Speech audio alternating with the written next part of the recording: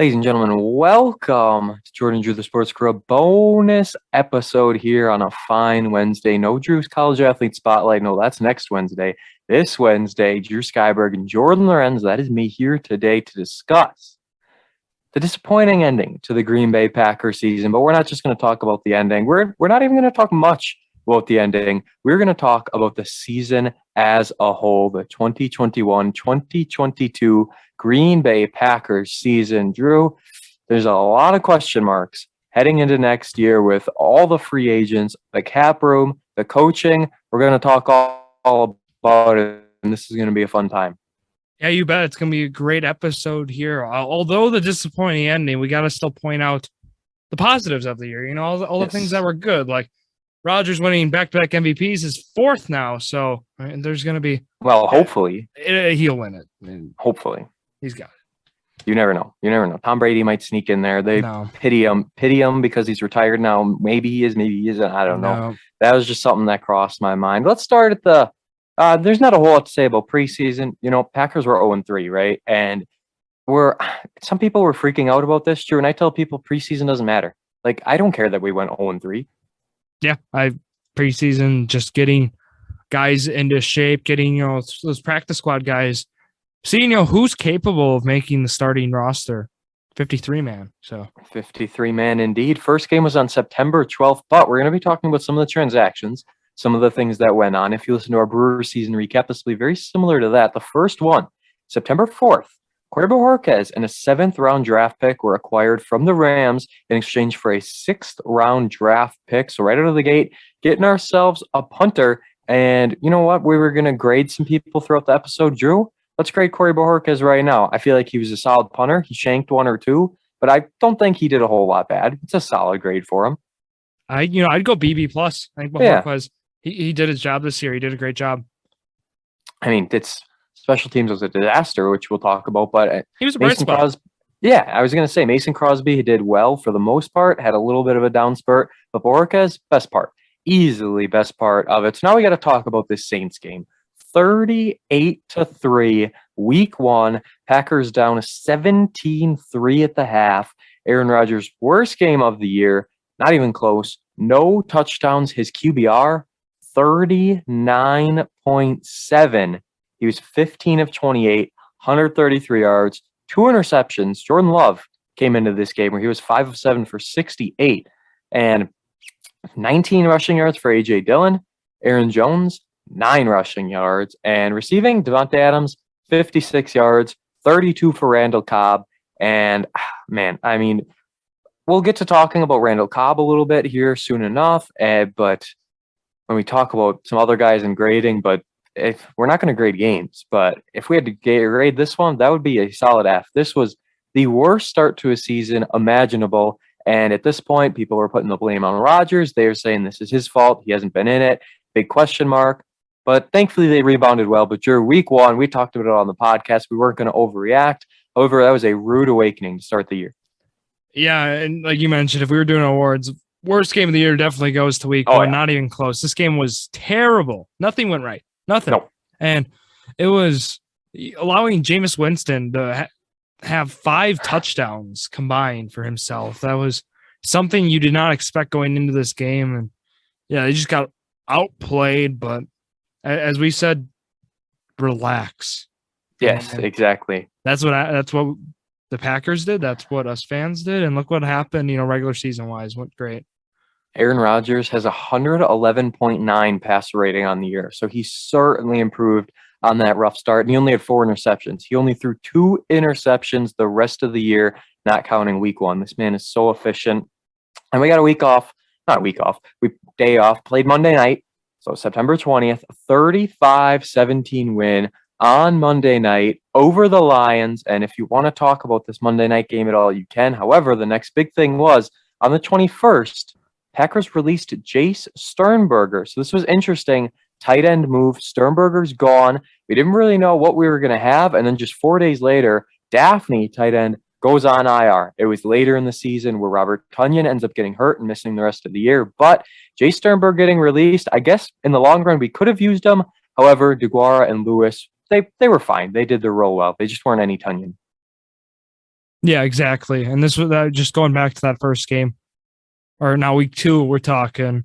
Oh, yeah, this was Devonte Adams kind of like, hey, I'm still Devonte Adams. 8 receptions, 121 yards for him. He had a great game. And Tunyon, yeah, he was certainly, you talk about releasing Sternberger.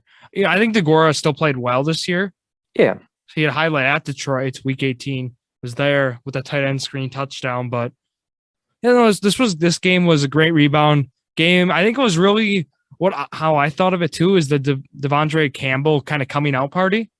10 tackles, 3 tackles assisted, and then also an interception. So that was kind of his big game. You know, I'm not messing around, and you know that earned him first team All Pro, and rightfully so. So well deserved indeed. So let me go a week later, September 26th, Sunday Night Football. So to start, we've got the game of the week on Fox, that 3:30 kickoff. Then we got a Monday night game. Then we got a Sunday night game at San Fran where we beat the Niners 30-28. This was a big time game with about 36 seconds or so, something like that left on the clock. You don't leave Rodgers time as he went down the field, hit Adams 2 or 3 times, and then Mason Crosby with a dagger, the game-winning field goal. And it's just, I mean, we knew Mason Crosby later in the year. We saw him struggle, but this felt good. Getting that redemption win over the Niners, who have had Aaron Rodgers' number, and then to see Crosby hit the game winner on Sunday night, no less. This was a game.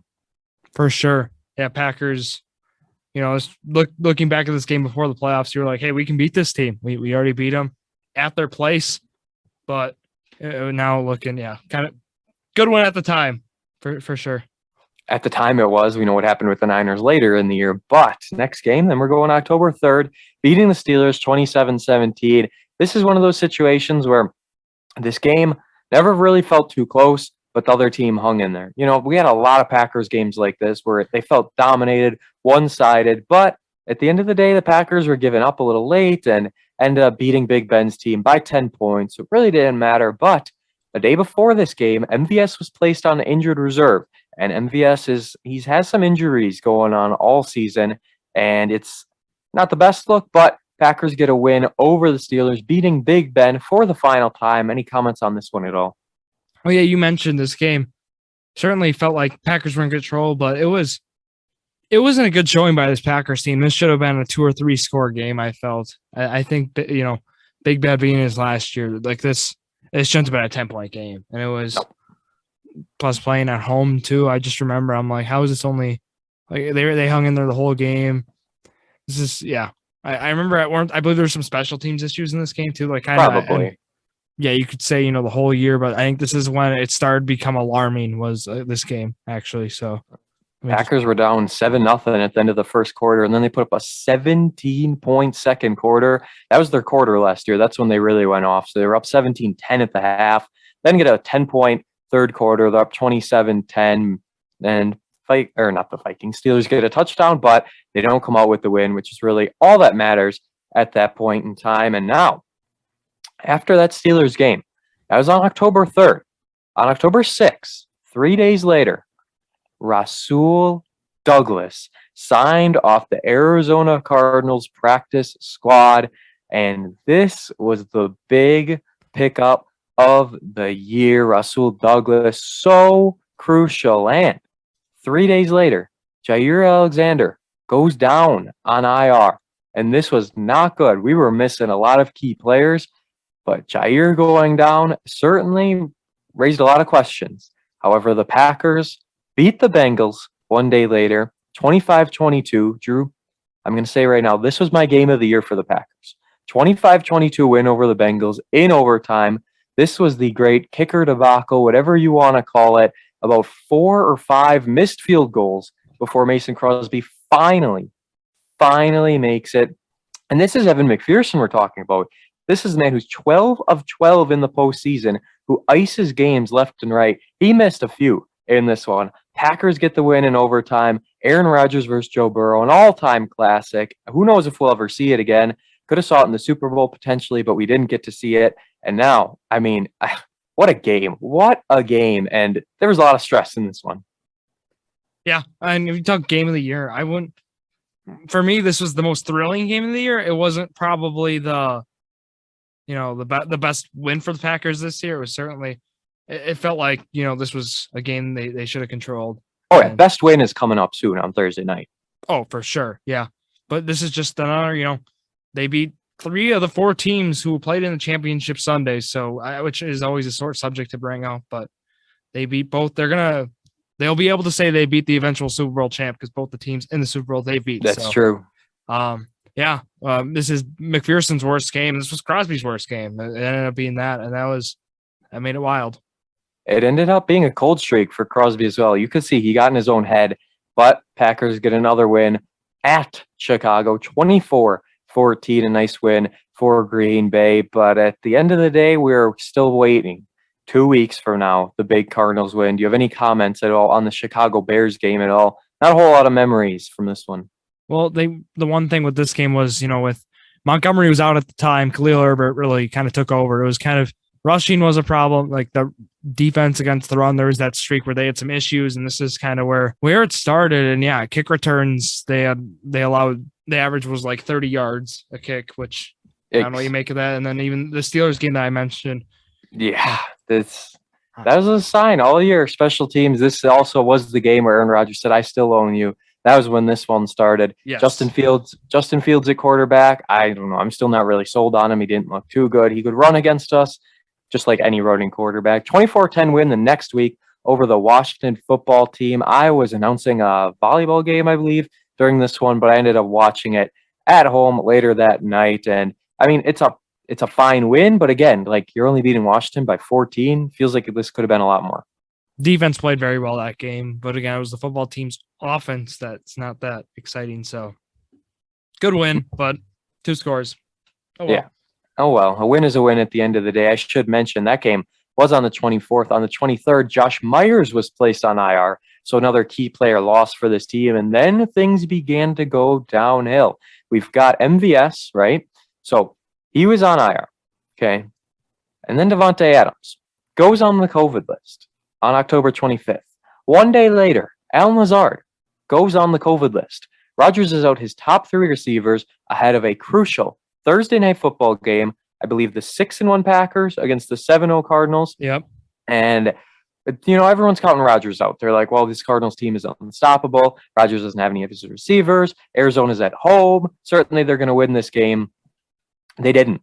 24-21. This was the best win of the year for Green Bay, without a doubt. You talk about a confidence booster, and then that interception at the end to seal it. Aaron Rodgers, just 184 yards, but he had 2 touchdowns, and his leading receiver, Aaron Jones, baby, 7 receptions for 51 yards. The 2 touchdowns went to Randall Cobb.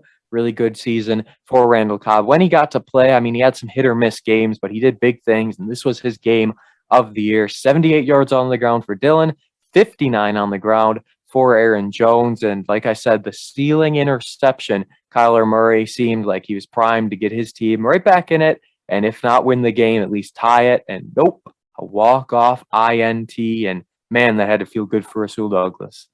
For sure. And you could go this game of the year, or even the game against the Rams, I think. Like looking back now, I just think this one in the moment, how big it was. For sure. I'd go this one. And wow, yeah, Rasul Douglas, play of the year for him. And you could even go to that Rams game with another play for him with that pick 6. But this game with it was, you expected the Cardinals, to send this OT or even just walk the game off. I think if AJ Green looks at that ball, I think it'd be something different. He turned the wrong way. He didn't even look for it. That was an interesting one. But yeah, with Cardinals being undefeated, they certainly. Wow, that was just, their expectations were so much higher than how they ended up playing. Finishing 11-6, they were certainly at the time, 7-0.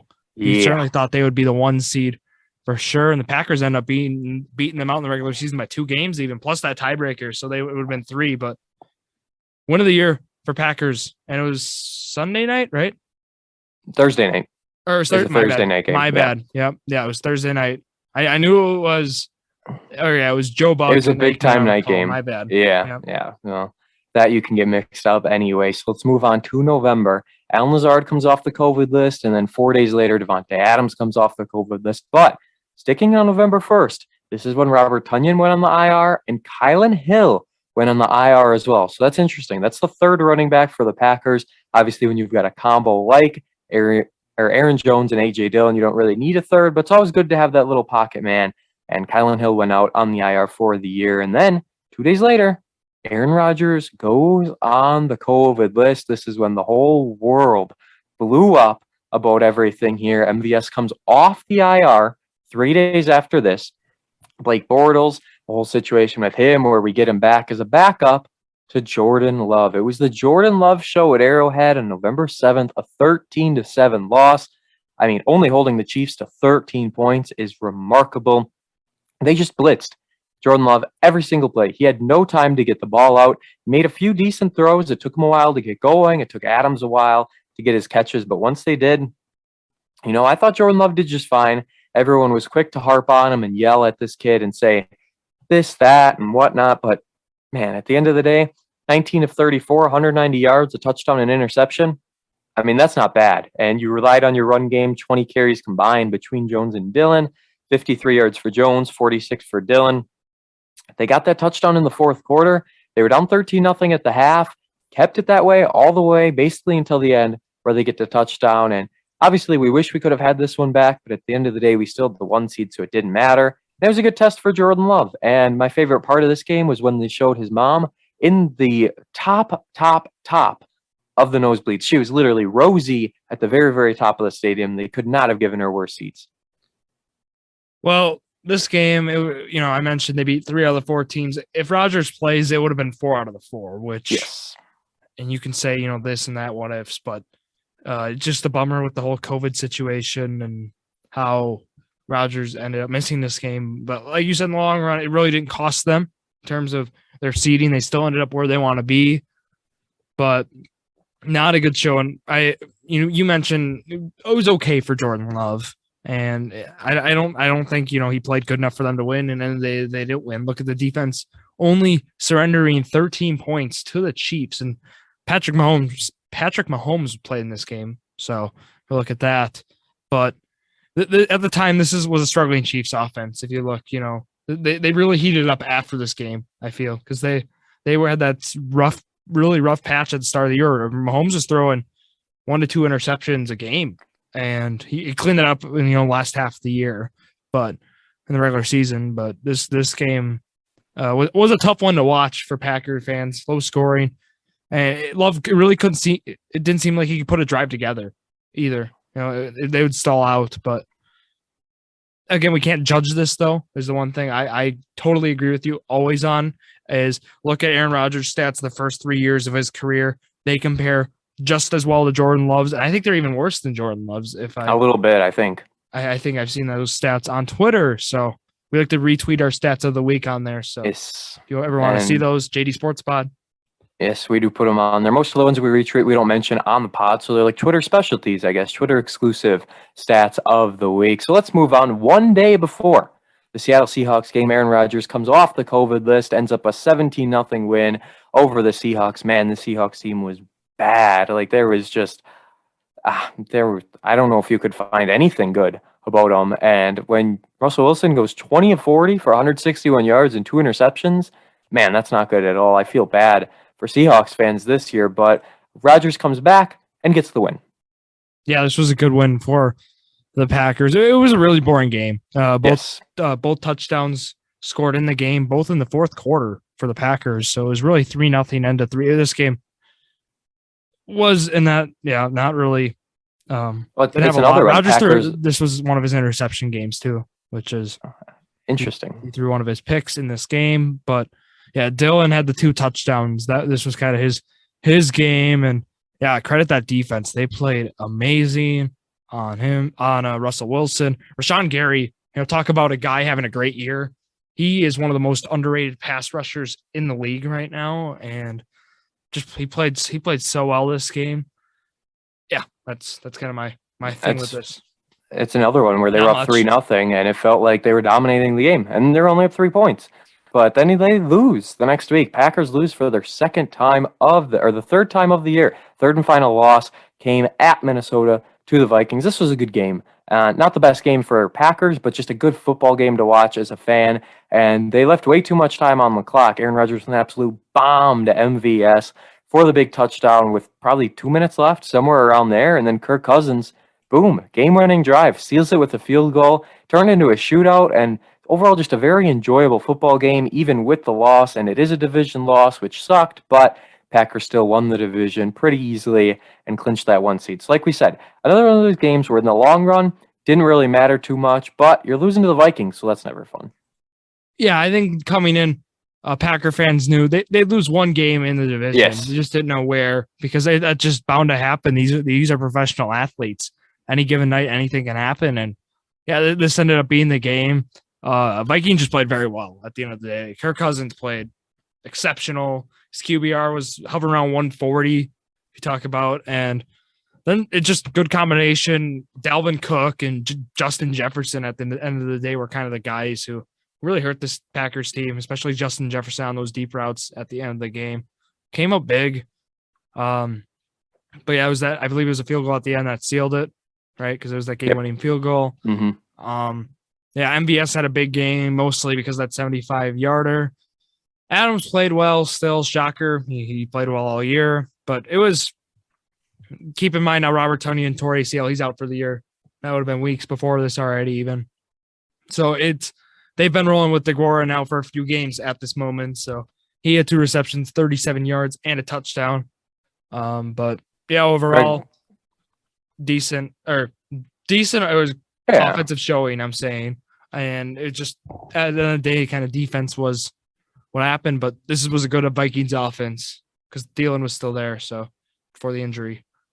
That game was on November 21st. 2 days later, Elton Jenkins goes down and he's on IR. So the injury problems are aplenty with this team. Those are the last big transactions, you could say, through November. And then there's this Rams games that you talked about. 36-28 win for the Packers. Packers were up 7-0. Rams had a 17-point second quarter. This was a good game. 20-17 at the half. And then a 16-point third quarter for the Pack puts them up pretty big. But then the 11-point fourth quarter for the Rams. They were coming back late in the fourth quarter. Thankfully, it didn't really matter because it was too little too late, and the Packers held their own. 307 yards for Aaron Rodgers passing in this one with 2 touchdowns. Another 100-yard game for Devonte Adams. Arguably Randall Cobb's best game of the year. 4 catches, 95 yards, and a touchdown. Matthew Stafford, 3 touchdowns. 302 yards, 96 yards for Cooper Kupp, 93 for Van Jefferson, 81 for Odell. And this was around the time where Odell could have been a Packer. You know, we were questioning if he was going to come to this team or not. He didn't. He had a good game against us, but here, Packers win at the end of the day, and this was a really, really solid win over a Rams team who was struggling, but they came off the bye, and I thought they were going to come out swinging, and they really didn't. But then late, they came back, not enough. Yeah. Look at Rasul Douglas, pick 6, play the game there. But I just want to mention, everyone who watched that divisional round game with the Packers and 49ers will agree with me with this statement. Just looking at how the Packers offense went this game, if they played like this against, the 49ers in terms of how Rodgers played, just looking at like the receivers, like who all got the targets and the receptions. Adams had 8 receptions, Cobb had 4, MVS had 4. Dylan had 5 and Lazard had 2, instead of just having Adams have the 12 targets or whatever he had. And even they used AJ Dillon more in this game, which if they would have used, I know he went down with an injury in that game, but if AJ Dillon were to play, and here they went 20 attempts with Dillon and 10 with Jones. I think that would have been big. And I think Jones might have gotten hurt. Was he out this game or did he? He might have been out this one. For a couple of quarters, which he had 10 attempts in the game, but I don't know. I don't remember if he had that injury or not. But if they would have ran the ball with Dylan more, basically, I'm saying, and really, if Rodgers, let's say, diversified with the amount of receivers he threw to instead of just kind of singling on one guy, I think, Packers could have been playing in 2 weeks. But again, it's all what ifs. But that's just one thing that stood out to me watching the game and looking at stats after right now is that.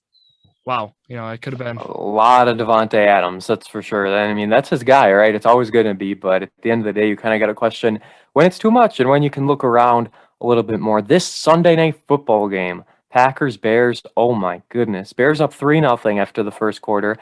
45 combined points in the second quarter. Who needs defense? Kick return touchdowns, interceptions, big runs, big throws. I mean, unreal. 27-21 Packers were down. Then they had a 17-point third quarter. So they put up 38 points in the second and third quarters, end up winning 45-30. This was just a treat. 341 yards and 4 touchdowns for Aaron Rodgers, 121 yards for Devonte Adams. We again got to see Justin Fields, who threw not one, but 2 interceptions, led the team in carries, or in rushing yards, I should say, with 74. Had 2 touchdowns as well, so that's not too bad. But, I mean, oh my goodness, Drew, this Sunday night game was a treat. Yeah, and this was a treat for the Packers special teams when they gave up. They surrendered a whopping a 97-yard kick return or punt return touchdown. My bad, it was a punt. And then they surrendered a 42-yard kickoff return, so they got to the 40. And in 3 punt returns, I know it's like a total 131 yards, but most of that came up that 97-yarder. But then the other alarming thing was with Khalil Herbert, 5 attempts, 128 yards. So they certainly, this was just an ugly special teams showing. And I know we might have said that a lot already, and it gets even worse. But this was a game that stood out like it's really bad. I think people knew it was bad, but after this game, because it shouldn't have been, they shouldn't have put up 30 points. The Bears offense really didn't put up 30. They put up, like 20, 23. It was the touchdown, but for the special teams, but this was not a good Bears team. And at the end of the day, it was kind of alarming. Mooney only had 1 reception too. So they really did a good job in that aspect. But yeah, Montgomery was one of their leading receivers. Yeah. So I don't know. This was certainly not they won at the end of the day by 15. They put up 45, but not really a good game. Not what you expected. Not at all from the Packers. And then the next week, it gets interesting. A 31-30 win over the Ravens. This was the Tyler Huntley show. 215 yards, 2 touchdowns, throwing, 13 carries, 73 yards, 2 touchdowns rushing. Tyler Huntley proved he was a beast in this game. Tied 14-14 at the half. Packers get the lead going into the fourth quarter, but the Ravens outscore them by 3. Nearly get the job done. However, they don't. A late drive goes wrong, and man, Packers win by just 1 point against the Ravens thanks to another 3-touchdown game for Aaron Rodgers. Almost 142 QBR, 98 yards for MVS in this game with 1 touchdown. Adams held to just 44, but win is a win. And again, Packers keeping it close and making us worry. Yeah, no, you mentioned MVS, arguably his best game of the year, other than, if you mentioned that Vikings game. But I think this was his most complete game because he wasn't just going for the home run ball. He was getting big 3rd down catches, and that's what you need. And he really showed us, like, hey, I can be that guy. I'm not saying, Adams leaving might be – it's not a good thing if that is the case, but he proved, MVS had some flashes like, hey, I can be, third and long. I can be your guy to get you that 1st down. But, Tyler Huntley, after this game, I picked him up actually in the Dynasty League because this guy is not going to be on the bench for Sundays anymore. I think if he goes somewhere, or they're going to trade him because he is the talent. I have Lamar right now as my quarterback, but we have a super flex spot, so I could certainly insert Huntley there if he gets traded because he is a top 32 quarterback in this league easily. So, and that this game proved, and he played well in his games he started for Jackson. There's a few games, he had some hiccups, but that's going to happen. Overall, very good. Now we go to Christmas Day. 24-22 we're in. These are my Browns, right? I love Baker Mayfield, and it wasn't one of his best games, that's for sure. Kind of cost his team the win, and never should have been this close in the first place, though. 24-22, Packers get the job done thanks to 4 Baker Mayfield interceptions. The Nick Chubb show, though. 17 carries, 126 yards. Rodgers, 202 yards, 3 touchdowns, and 114 of those 202 yards went to Devonte Adams. They just could not stop him at all. But overall, what were your thoughts watching some football on Christmas Day? I mean, they made us worry. I didn't think it was going to be close. They made us work for it. But Christmas Day football, that's a new one. Yeah, it was 21-12 at half. You certainly thought they'd win by 2 or 3 scores at least. And Baker certainly wanted the Packers to win by 2 or 3 scores. I know he's your boy, but he played awful. I said this was his worst game, and he's a hurt man. He didn't look good, and thankfully Nick Chubb was there to kind of bail him out in terms of just performance by him. He played very well, and it was kind of like, oh my goodness, is this the Packers from 2 years ago? They can't stop the run. What's going on? That's the I heard it on Twitter. I saw it, and you heard it everywhere. And those concerns were all there, but Packers still, they hung in there. Rashawn Gary, 2 sacks. Just want to point that out because he's our guy. And then Campbell also 12 total tackles. So big game for the first team All-Pro. And a good, not really good win on Christmas Day. A win's a win, though. That's what we've been saying. Yeah, this was certainly a game, though. At the end of the day, you would have hoped to win by more, but tough showing. Win's a win, and good for all. A nice little Christmas present. Yeah, well, that's what we got to do, right? That's literally what it is. That's how this game was. And it was a good Christmas present to everyone who actually went. They got a good game out of it instead of a blowout. 37-10 win over the Vikings on January 2nd to open the year. I don't really have a whole lot to say about this one, do you? I do, because we have to remember this was the game Kirk Cousins was out. Sean Mannion started. Yes. And he played not well. His QBR is deceiving at 88. He didn't play well whatsoever, but that defense played horrible for the Vikings. And it was very cold. Remember, this was like frozen tundra kind of game, and Packers took full advantage of it. Not even close. Well, I mean, you're going to put backup quarterback, and you're going against a Vikings team who you lost to earlier in the year, so you certainly want to get that win back. And then the game you were at, January 9th, Ford Field. The Lions beat the Packers, and some people like to overreact about this. Whatever. Didn't matter. We already clinched the 1 seed. Aaron Rodgers only played a half. I don't care that we lost. It didn't matter to me. 37-30. We got a good game out of it. We got some more Jordon Love throws. I mean, he had 2 interceptions, but neither of them were his fault. And I know that's my opinion and some disagree, but he had some terrible, terrible receivers out there at the end of the game, and the Packers ended up losing. One of them was his fault, I'd say. The other one not. But Lazard had a great showing. This was kind of, if you talk his coming out party, he played well in the near end of the year, and this game was no different. I'm just pulling up how many receptions he had, and here it is. He had 5 receptions, 75 yards. He had the first touchdown, too. He ended up with 2 touchdowns in the game. DeGora had that big tight end screen. It talked about a 62-yarder as the other touchdown with the receivers, because then we also had Patrick Taylor run for 1.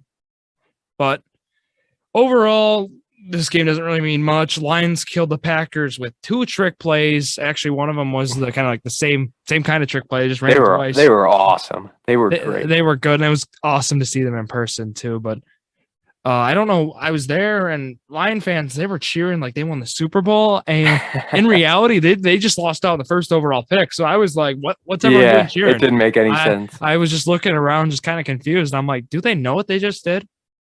I mean, it's not like the draft class this year is that great. But it's still the first overall pick. Yeah, I don't understand. Whatever, they got their win. I'm happy for them, but this game means absolutely nothing if you look in the next 5 years, and that draft pick could mean whatever. Just classic Lions. I know they're happy for Matthew Stafford. Look what he does 1 year out of Detroit. Yeah, right. Poverty franchise. I got a free Hawkinson bobblehead. He'll be a great player for Lions, and then I'll be able to sell it for some money. So there you go. Thank you, TJ Hawkinson. Win-win. Absolutely. And now let's do a little rapid fire, right? And we went a little long with our Brewers one where we were grading people and we talked about each of them in depth. We're not going to do that here. Let's rapid fire give a grade to players on the year. Aaron Rodgers, 366 completions, 531 attempts. About a 69% completion percentage, 4,115 yards on the year, 37-4 touchdown to interception ratio. I'm going to give Aaron Rodgers an A on the year. There's no reason not to. And we're talking about stuff on the field. Off the field, I know he's kind of become a villain, but whatever. A+, MVP.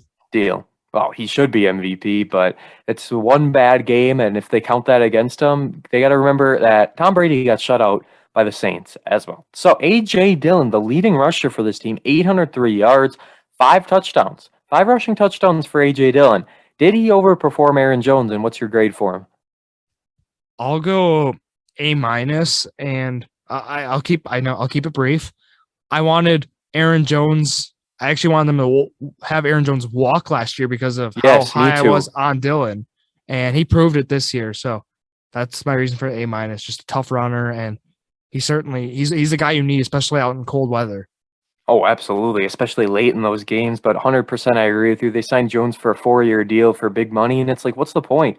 We could have had A.J. Dillon and Jamal Williams. That would have been a good 1-2 combo. But now here we got I'll go A for A.J. Dillon. I say really nothing wrong with him at all. Aaron Jones, I got to give an A to as well. He is such a good pass catching back.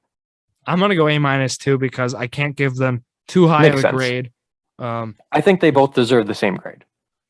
Yeah, I agree with that. Maybe I'll put him at A-, but maybe I'll go Dylan A, Jones A-. How about that? Okay, that would be fair. Yeah, good for you. Devonte Adams, A+, no doubt about it.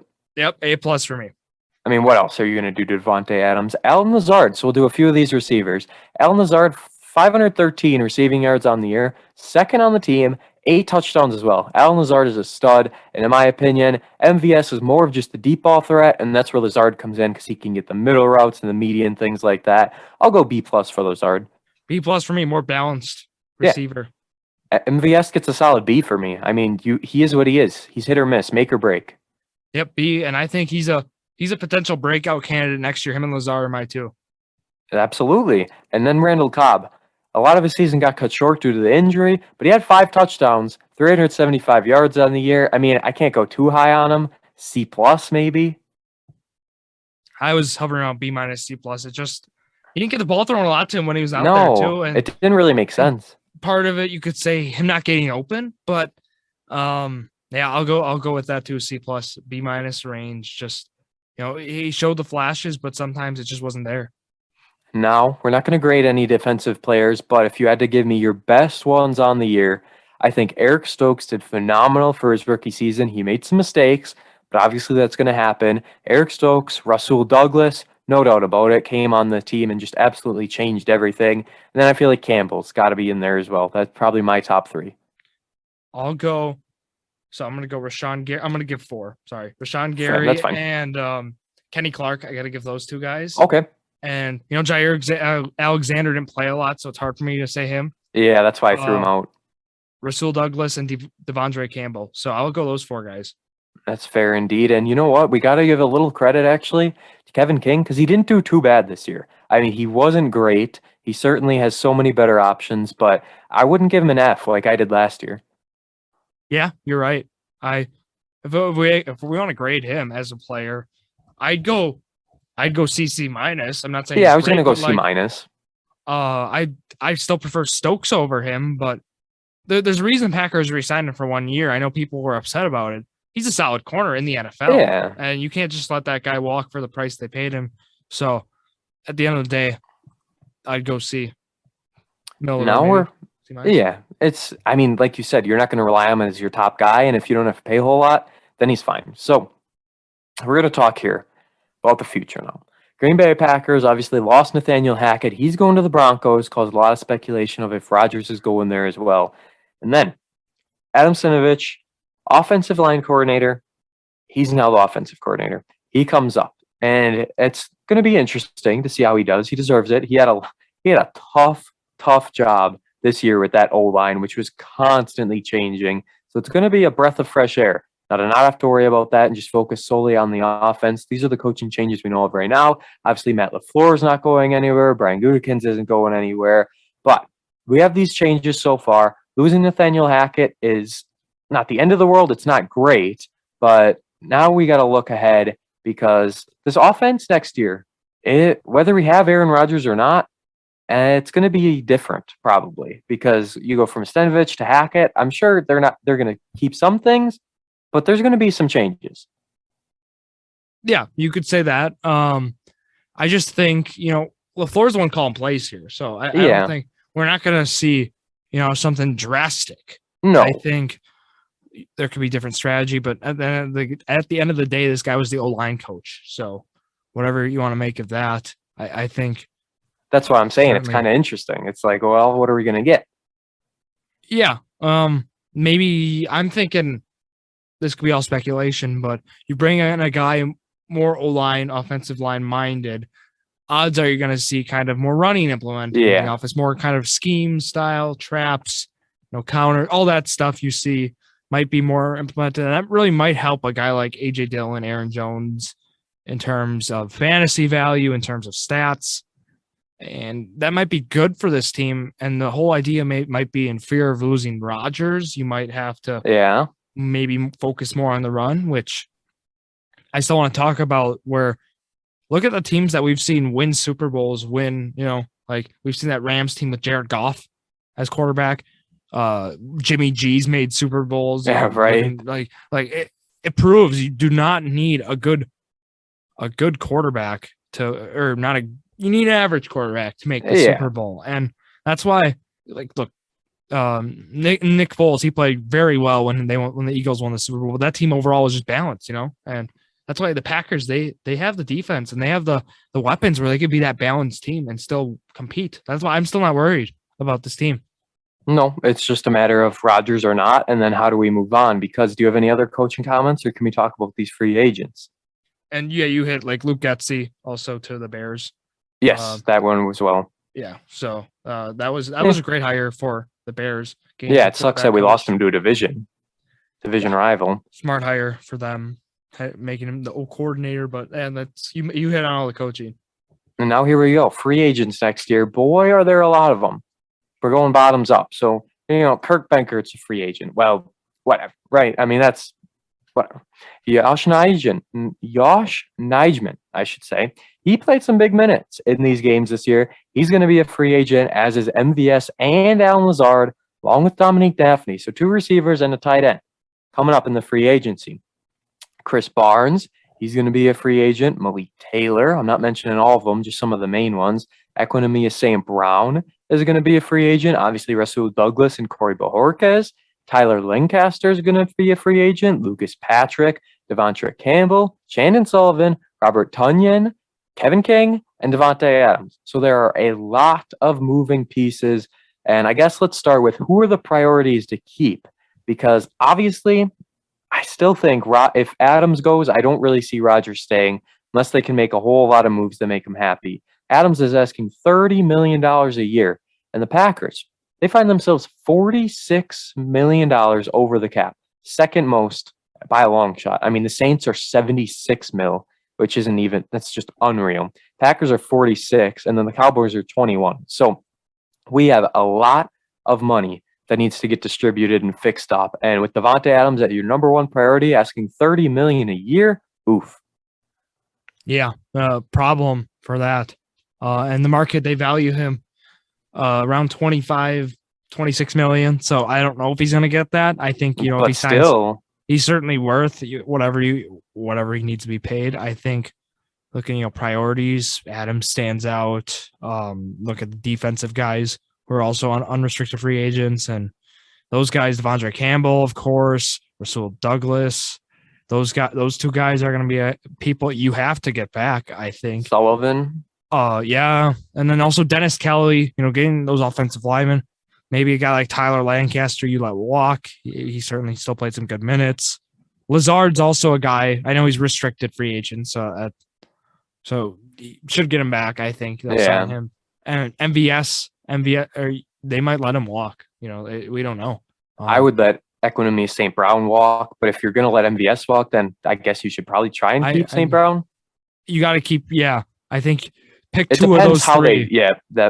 That's what I was just going to say. How it's going to be. But yeah, Lucas Patrick, you got to keep. He played well. Those offensive linemen, and also Patrick being 28 only and Kelly being 32 might have some more value. But Tonyan, depends on how his recovery's going. It depends if they bring him back, he might come on kind of like a hometown discount. Let's say, I know not from Green Bay, but still the idea of Rodgers loved him returning, and he was great red zone target. TD Tonyan. Yeah. Also, Malik Taylor is another wide receiver that you can probably let walk. Yeah, probably. And some of these guys still, you got to fill out the squad. Yeah. But yeah, Benkert made, what was it? It says 36,000. There's 36,800. So they might bring him back. He was good on Twitter. I don't see why you wouldn't bring him back unless you can find someone else for cheaper. He was a fan favorite. I he like him. was. Bring him back.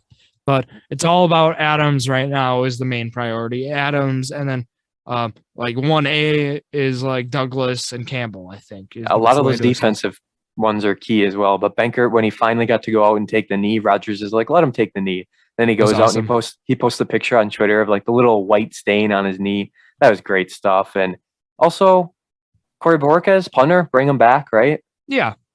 He's not a priority, but no, certainly not in the grand scheme of things. But it's all these names that you got to look at. And Dominic Daphne, I think you could probably let him go. We got a lot of tight ends when you think of it. Yeah, we do. Daphne, DeGuara, Tanya, Lewis. Yeah, we don't need that many. Yeah. So, we're not the Browns who run a 3 tight end offense. Yeah, with Njoku, Hooper, and Bryant. Yep, there you go. Thank you. That's a good combo, but we don't need that here. That's not what we do. So, yeah, I mean, it's going to be interesting, and we'll be talking about all the moves coming up. Aaron Rodgers, I expect him in the next month or so to make his decision. There's going to be so many moving parts to this Packers team, and we're here for the ride. If we got to go through a rebuild, I'm ready to do it, and I love Jordan Love. So, obviously, we want Rodgers to stay, and I love Jordan Love. I see what we did there. But, yeah, that's all we got. Do you got anything else? Yeah, certainly we're going to be keeping, eyes on what happens with Rodgers. Pat McAfee show, as we said on Monday's episode, it sounds like Rodgers is going to make the announcement, fly into Indy, make that decision. I think he was kind of joking when he said that, but he would totally do it. Oh, maybe, but looking at it, He'll do it. He's been a regular on that show, so I could see it being a reality and making that happen. Look at what they've done over there, in Indy. Pat McAfee really built a brand, so be surprised. But for the brand, just talking football still, Jordan. We have Journey to a Million on Fridays. We'll be covering this Friday. We'll be doing the Pro Bowl stuff. We'll be talking championship games. Kirk Cousins in the Pro Bowl now. Rodgers out. Yeah, Mac Jones, I saw Pro Bowl. Well, Rodgers injury, they said. Yeah. Yeah, whatever. And then also next Friday, for Journey to a Million, we probably will have Jordon Lawrenz on, it sounds like. Doing probably. Some Super Bowl preview, but that kind of wraps up the football talk. We'll obviously, on our Monday show, still be talking some football, free agency stuff. But mostly Fridays is kind of like, will be our football day. But that's a good fit for Journey to a Million. Gone on Fridays, you can recap the last week, preview the next one. That's what we do there, because with the Mondays, it's tough. So thank you all for listening to this one. This was a good episode, like very similar to a Brewers recap. So we knew what we were doing, and that's all we got. Drew, shout yourself out. Hey, you guys know the drill. Drew Skyberg, DREWSKYBERG on all platforms. Jordan Law _PXP for me, and we thank you all for listening to this bonus episode of Jordan and Drew, the Sports Crew. The perfect podcast for you.